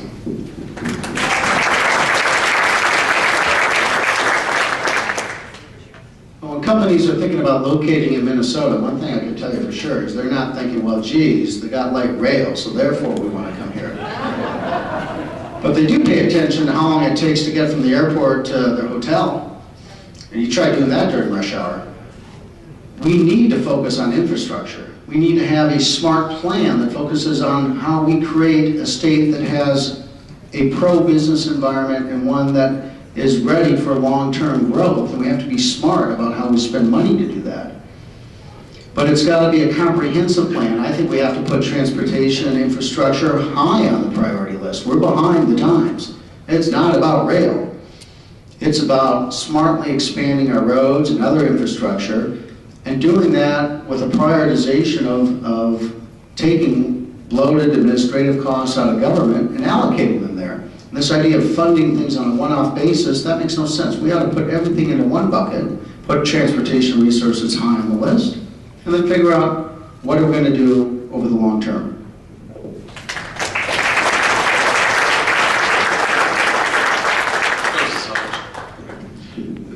A follow-up question to that trying to extract a principle from this question of transportation. There was an NPR article recently that indicated that over the years, however, whatever the period of time, there are a lot more private vehicles on the road as opposed to public transportation, which I would score as a win for prosperity and economic freedom. But the Department of Transportation here in Minnesota has an explicit policy of halting the development of further lanes in favor of public transportation, trains, what have you. What are your thoughts on the use of government as a means to engineer behavior? So just the other morning, I was leaving a meeting, went down by 169 and 494. The fact that they have figured out how to put 3 turnarounds in less than a half mile shows you exactly what they're trying to do. If anybody in here tried to do a turnaround, anybody hit wrong, lost, gone the wrong way in the turnaround? That's government engineering at its best. Come out to the suburbs and try and get out of a parking lot when you're leaving after you've done your shopping. It's socially engineered so you go one way. Again, and I'm a farm kid, so trying to get me out of my truck is going to be really hard. But I got on a bus because the time was right. There was a purpose where I went from one location to downtown, didn't stop along the way, so it wasn't a waste of my time.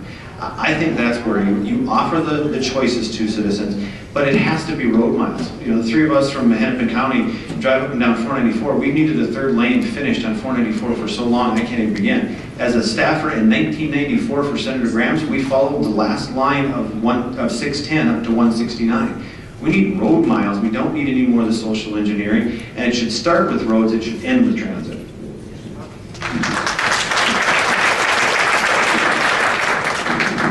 It's hard in these nuts and bolts transportation issues to put my nerd on, but I think we can here.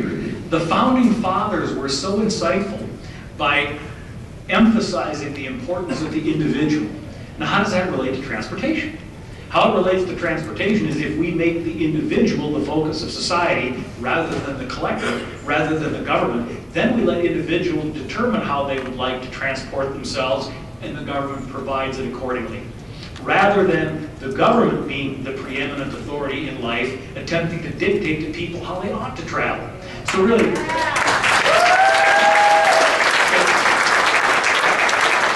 no more complicated than that. We should not be engineering behavior.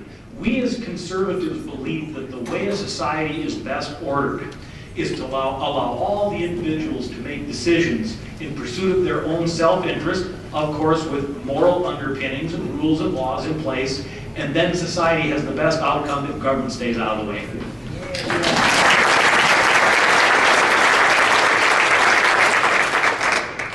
So when we bought and fixed companies, one of the most critical things to do and one of the most challenging things to do is change the culture of the company. And it's really important to do that. We need that in government. We need the government to have the view that the citizens of this state are its customer.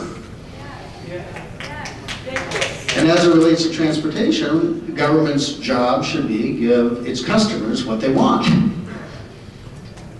And I would make sure that that's a priority. As an aside, I would say the government ought to take a different tack in thinking about roads and cars and whatnot. I drove here in my Ford pickup truck that runs on natural gas. You can buy natural gas at the retail pump at $2 a gallon. I pay about 40 cents a gallon filling it up at my house. It's 90% lower emissions. Now I wonder why our governor's harming our environment and wasting our money by not driving all of the state vehicles on natural gas. Tried to figure out how much that'd save us. Turns out it's a state secret. They won't tell us how many vehicles we own. So if anyone has a way to figure out how many dump trucks we have in the state, I'd like to know. But that's where our priorities ought to be.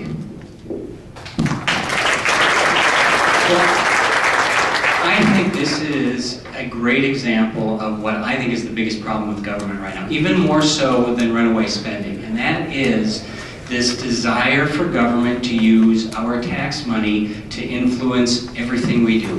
What we eat, what we drink, where we live, how we travel, how big our lot is, how we raise our kids, whether we're able to have any guilty pleasures left in life at all. And again, I see this constantly on the county board because it happens first at the local level, and it's very, very pernicious. And it is the biggest problem we have right now. And so you can look at it from the standpoint of transit versus roads, or you can look at it from the standpoint of the SHIP program where we're spending a ton of money trying to teach people how to be healthier because government knows best. This is something I think that our next governor needs to talk about constantly. It's not the proper role of government to be using our money to influence how we decide to live our lives and raise our own families.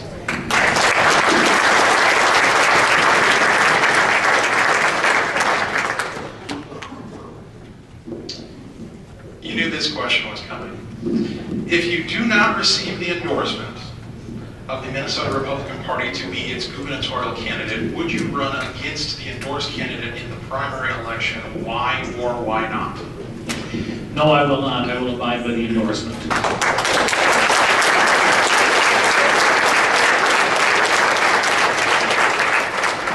All Minnesotans matter. All conservatives matter. All Republicans matter. So I am certainly not going to be speaking to any one group on the campaign trail. As I go around, I'm going to talk about all of the issues that we care about. And different Republicans, different conservatives have different issues that are a priority for them. But in my view, having grown up spending a lot of time thinking about, working in, for, and talking to the Republican Party, what I know is the people who go out on that cold day in February, and then they go to their BPOU convention, and they agree to become delegates to the state convention, and they maybe stay there till the wee hours of the morning. They're the folks that built the operation. And I'm not going to look at you and say, gee, I want your good housekeeping seal of approval, but if I don't get it, I'm going to ignore you. I will abide with the endorsement.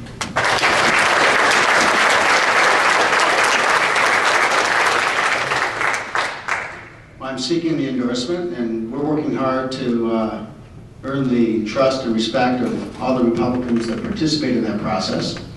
We'll decide at a later date if we abide by the endorsement or not as the process unfolds. But I am focused on also being ready to drive forth a successful primary that will lead to a successful general election. And I do believe it's important that we work on getting our message out to the broader electorate. And as everyone knows, that primary has the general election following very closely on its heels. And I want to make sure that we're using that time and that primary process to work on getting the vote out and playing catch-up, which unfortunately we need to do because I think the Republican Party is a little bit behind the times, and we saw that some in this last election. And so we'll make sure that we're putting resources into winning the primary. I'm looking forward to doing it as the endorsed candidate and taking us on to win the general election. I will abide by the endorsement as well. And I say that not just because I believe in our caucus system as Dave does, but I'm one who has gone through that system as an activist for the past 20 years, and I think it's what makes our party work. But also, I really believe that this is by far the best chance for us to win in 2014. We don't have the numbers to win an election as Republicans in this state unless we have every single solitary Republican on board, and then on top of that get a whole bunch of independents and a handful of Democrats. And I can guarantee you, if we have a nasty primary battle in August, and people can say whatever they want, but it'll be a nasty primary battle because that's how it works, we will lose Republicans. Maybe it'll only be 5%. We can't win if we lose 5% of the Republicans. So I'll abide by the endorsement because I believe in it, but also because I think that's the only way we're going to win next year.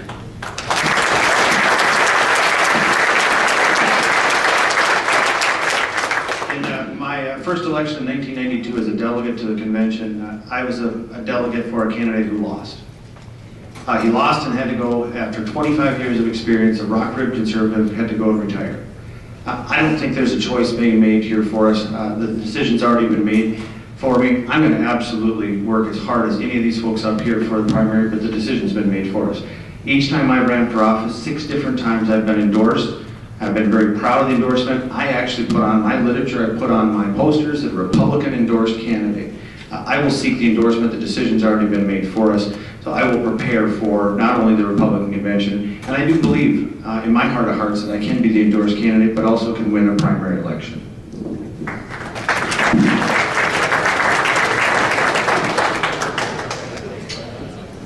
Republicans seem to labor under an inherent electoral disadvantage, and that is defined by the Democratic Party benefiting from union contributions, which are pulled from dues which are coerced from workers who may or may not support that party and its policies.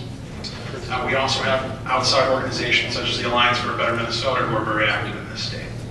If selected as our candidate for governor, how would you counter these perceived disadvantages and work to elect Republicans up and down the ticket? Well, I think it's critical that we work together as a party, not only to win the governorship, to win back the House, to win the Senate, and do so in a way that brings forth a common set of principles, which I believe are around jobs, the economy, education, topics that are on everyone's mind in this state. And I think if we get candidates with those sort of principles, we can win. And I'd like to see more citizen legislators. I really applaud folks that have dedicated their career to politics, but I think we need more people coming into this process that come with outside perspectives.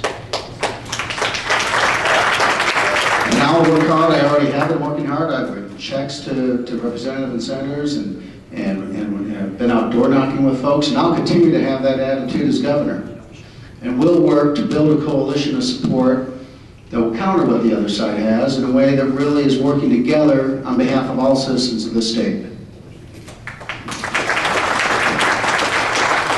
I think we counter ABM and the unions and all the nasty stuff that they're going to do by taking them head on and fighting back and not letting them define us this time, because we tend to roll over for this stuff because we say we're different. And by the way, we are. It doesn't mean we got to be nasty and mean and stoop to their levels, but we cannot let anything go unanswered. And that is a problem that we've had in the past. So I would intend, in my own sweet Minnesota way, to respond to everything that they throw at me. And by the way, I don't think they've got a lot of great things to throw at me, because the best thing ABM could come up with in their initial video against me was that I endorsed Newt Gingrich for president and he cheated on his wife.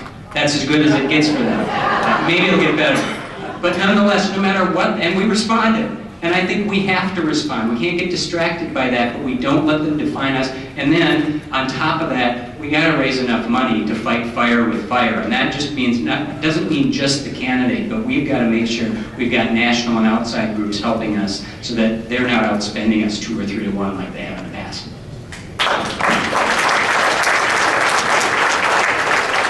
Well, most of you in here are activists and delegates. Let's talk shop. Who's raised money in the room? Who's raised $3.5 million not only for our caucus, who's given to our caucus? Out of my own campaign, I raised and gave $34,000 to the House Republican caucus to help win seats. I have done fundraisers for city council members, for state legislators, both House and senators. Sorry, Dave, we weren't one, but you're not exactly a vulnerable member.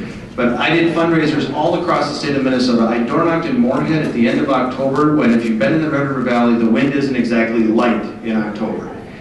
We raised over $5 million. I raised money for the party, I raised money for the redistricting fund, I raised money for any Republican that asked me. As Speaker of the House, I was the highest elected official in the state of Minnesota. I thought it was not only incumbent upon me, but it was my job. So whenever asked, I went. Whenever asked for a check, I gave. I got my House colleagues to donate to the Elephant Club when the Elephant Club was actually about this big. We were running on fumes.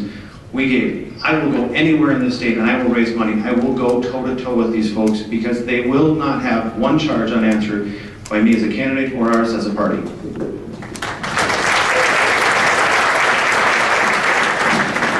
We absolutely have to raise money. It's a fact of life in politics, and we have to be good and we have to be effective at it. But there's a couple of other things we have to do. I'm glad to know that there are a number of efforts underway with various people to try to make certain we can get our people out to vote, because that's a huge thing, is voter turnout. We've got to work on that. But the last thing I want to come to is something that we can control as candidates, and that is we have to win the marketplace of ideas. We have to be out there with the right messenger. A person who can go into Minneapolis and St. Paul and explain why school choice, why a tuition tax credit will help people to give their children the chance for the American dream that they never had. We have to have somebody who can go up to the Iron Range, into the heart of Union territory, and explain how Union leadership is not serving them well, but that if we get the Polymet mine operating so there are jobs up there, that then they will have success up at the Iron Range. So we've got to win the marketplace of ideas, we've got to get our vote out, and yes, of course, we've got to raise money.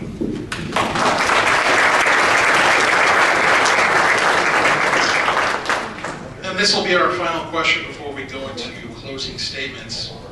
What, if any, reform do you propose for Minnesota's tax code? This was my biggest disappointment with Mark Dayton, and it's hard to find your biggest disappointment with Mark Dayton, but this was, and I actually wrote a Star Tribune op-ed about this, which they printed. Governor Dayton had the greatest opportunity in a generation to truly reform our tax code. And he completely punted on it. He'd been talking about it since the day he was elected, and then he got a Democratic House and a Democratic Senate. He could have done anything he wanted, and in the end, what did he propose? A whole bunch of tax increases with little or no reform. To me, tax reform is broad.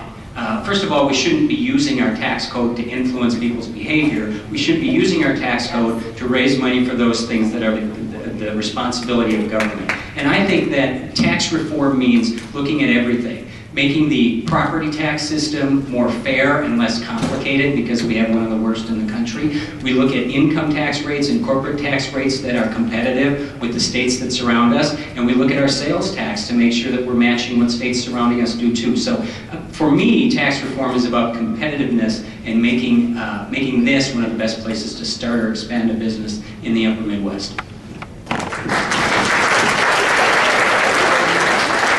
But unfortunately, no matter who of the four of us it is, we're going to have to do a lot of cleanup. There have been so many bad tax ideas that have been passed in this last 6 months that we will have to start with cleanup. The first one I would eliminate is this warehousing tax. Only place in the country that has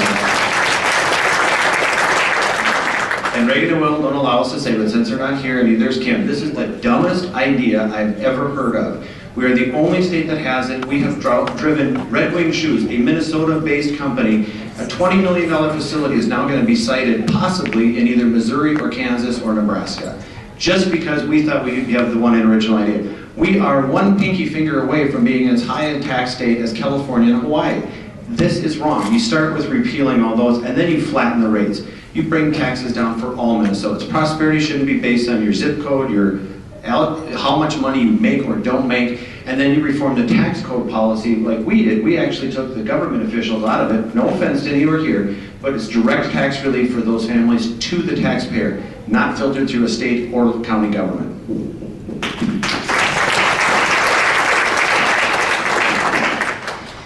philosophical position is we use the tax code to generate the money necessary to run government in the most efficient way possible.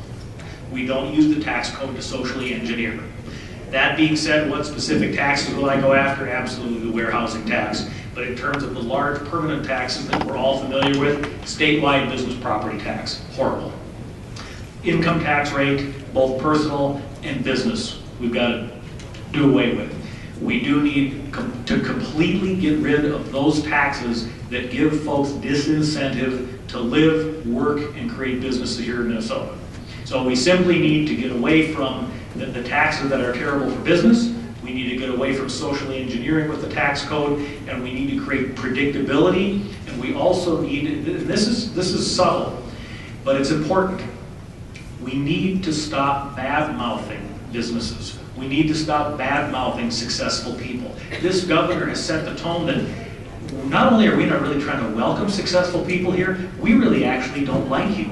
That's a terrible message.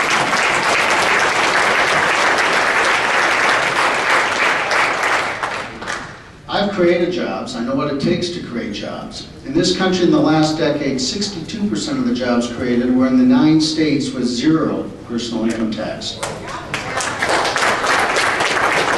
I like that as a direction. And I think we need a fundamental reset of what we're doing here in government. We have to start by figuring out what is it that we want in terms of results, what is that going to cost. We're going to for sure reduce the total dollars spent by government. And then we're going to figure out the smartest way to get the budget resources we need to meet those needs. And that's going to be fundamental tax reform. We got to stop talking about individual taxes and how we're going to change something that just came to us because someone had some idea decades ago. We have to eliminate a large number of taxes and fees that have been just piled on. We have to have a simple tax code. We have to reduce loopholes, eliminate them. I'll make sure we lower our tax rates, flatten the tax burden, and have us have a pro-business environment in this state.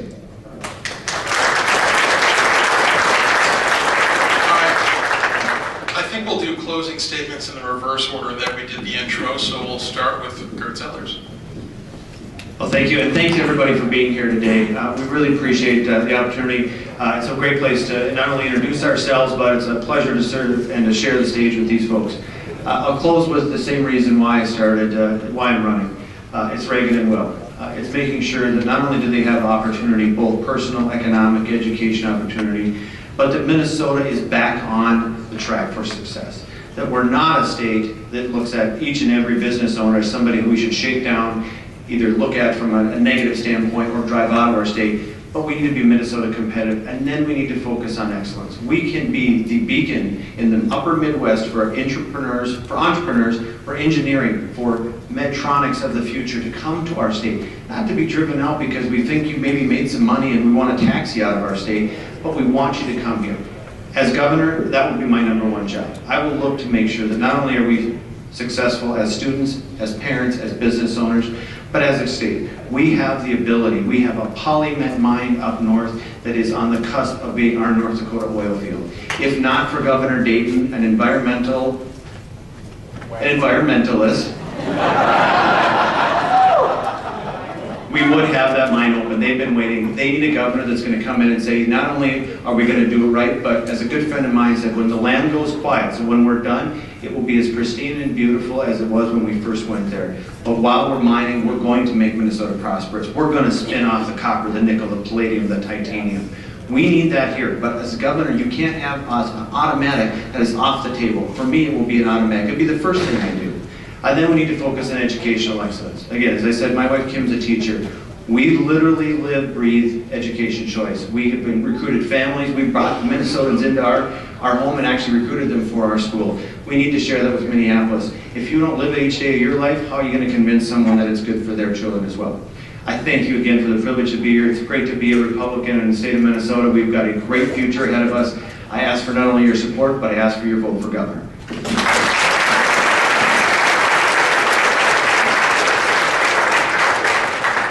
Well, thank you. And again, thank you all for being here, and thank you for you guys for putting this together. This was really truly a great event, and I appreciate that. part of our job as a candidate for governor or any other office is to present a vision for Minnesotans, and not just a vision for Republican activists, but a vision for all Minnesotans. So let me tell you what mine is. My vision for the future of Minnesota is of a state where politicians understand that taxpayers work really, really hard for their money, and we treat it as responsibly and carefully as though it was coming out of our own pockets. We're not seeing that right now. My vision is of a state where every child has a chance of a great education. Not some of our kids, not most of our kids, but every single kid in this state has an opportunity to get a great education. It's a state where the least fortunate among us, the most vulnerable among us are safe and they're secure, and we treat them with dignity. We don't just herd them into government programs because that makes us feel good, but we actually figure out ways to give them access to the private market that we're part of so they can walk beside us in this economy rather than at some level below us. It's a vision of a state where the principles of economic freedom and individual liberty and equal opportunity have replaced this obsession in St. Paul with government involvement in absolutely everything.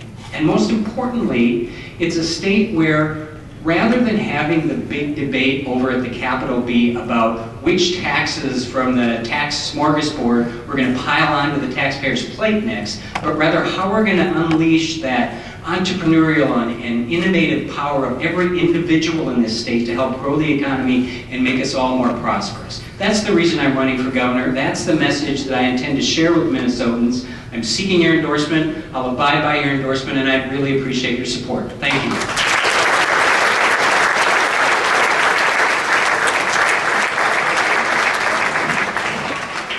What?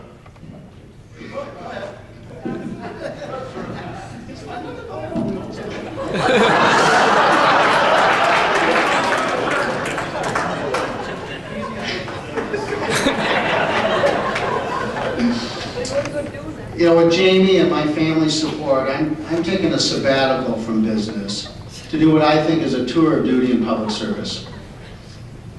I feel like I've lived the American dream, and I want that for everyone. And our state is going in the wrong direction today, and it needs a change in leadership.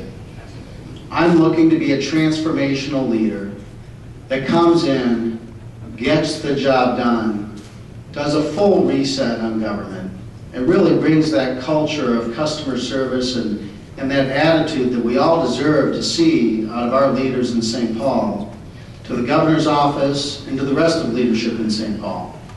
And when I'm done, I'm going to go on back to doing all the other things that I love to do and look forward to turning this state's leadership over to a next generation of leaders. I hope I have your support. I'd love to get to know all of you. I'm going to be touring the state, listening to Minnesotans, and appreciate you having me here tonight. Thank you.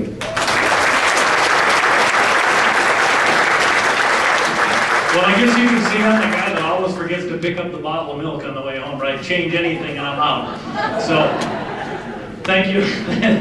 Thank you so much for a great event tonight. It's been a lot of fun to be here. I appreciate it. Very impressive that there be so many of you here 15 months before the election. That's very encouraging from the standpoint of someone who hopes to be a candidate. But I will admit, I doubt that we have many people in here who are the life of the party. I'm just guessing that. But it is great to have you here, so thanks very much. You know, every day during the session, when I drive to the Capitol, I drive up and I see the dome in front of me. I haven't been doing that for long because, of course, I was in the private sector until I was 48 years old, but I now have my 3 sessions that I've been driving to the Capitol. And I look up at that dome, and number one, I feel it's an incredible honor to be there. And I truly am taken by the degree to which I have to try to own up to my responsibilities as a public servant. But I also ask myself many times, what really is it that the people want? And my belief is that is not unique to Minnesotans.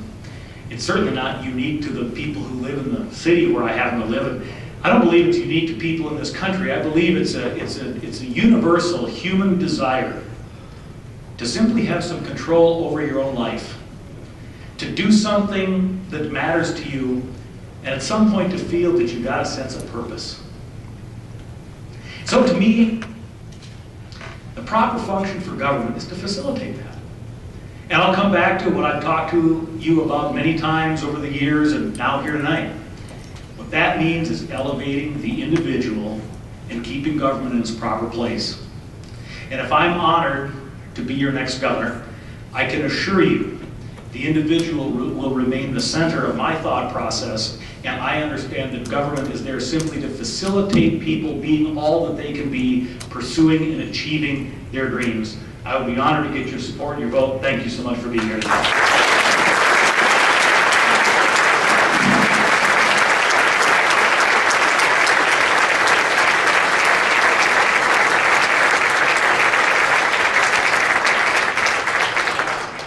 Final word that I'll put in as moderator. First of all, thank you very much for giving me that honor.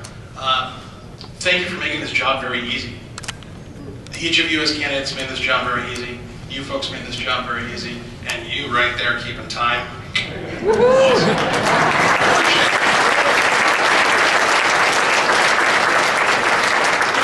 I hope that you'll join me in standing convicted that we will elect a Republican governor.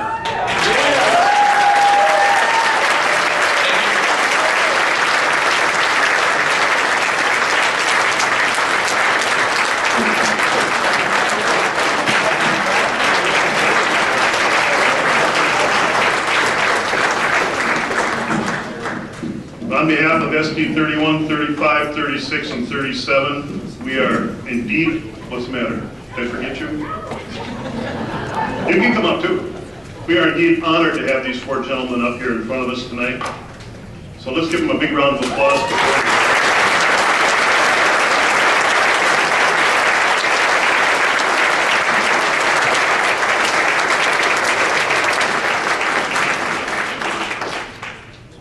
By far, we are indeed honored and overjoyed to have all of you here tonight.